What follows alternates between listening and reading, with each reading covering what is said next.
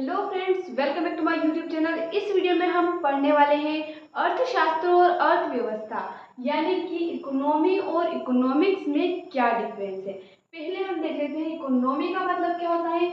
Economy का मतलब होता है अर्थव्यवस्था और इकोनॉमिक्स का मतलब होता है अर्थशास्त्र। तो चलिए विदाउट वेस्टिंग टाइम हम वीडियो स्टार्ट करते हैं।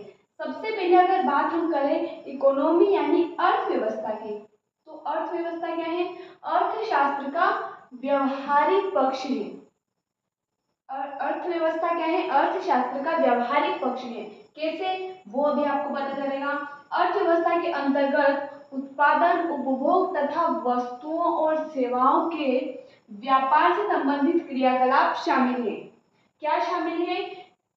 उत्पादन और उपभोग यानी कि प्रोडक्शन और consumption and goods and services का ट्रेड, इससे संबंधित क्रियाकलाप किसमें शामिल है?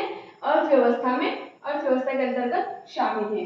इसके माध्यम से एक निश्चित क्षेत्र या देश में रहने वाले लोग अपनी आजीविका प्राप्त करते हैं। किसी क्षेत्र विशेष से संबंधित, यानी कि अर्थव्यवस्था किसी क्षेत्र विशेष से संबंधित होती है, जैसे कि भारत की अर्थव्यवस्था, चीन की अर्थव्यवस्था।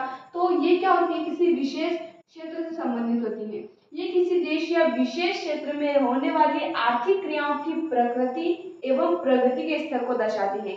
अब अर्थशास्त्र के अंदर क्या होती है? क्रियाएं, आर्थिक क्रियाएं अर्थशास्त्र के अंदर आती हैं, और आर्थिक क्रियाओं की प्रगति एवं प्रकृति को कौन दर्शाता है? अर्थव्यवस्था। यानी कि किसी भी देश की आर्थिक क्रियाओं की प्रकृति और प्रगति, ये कौन दर्शाता है?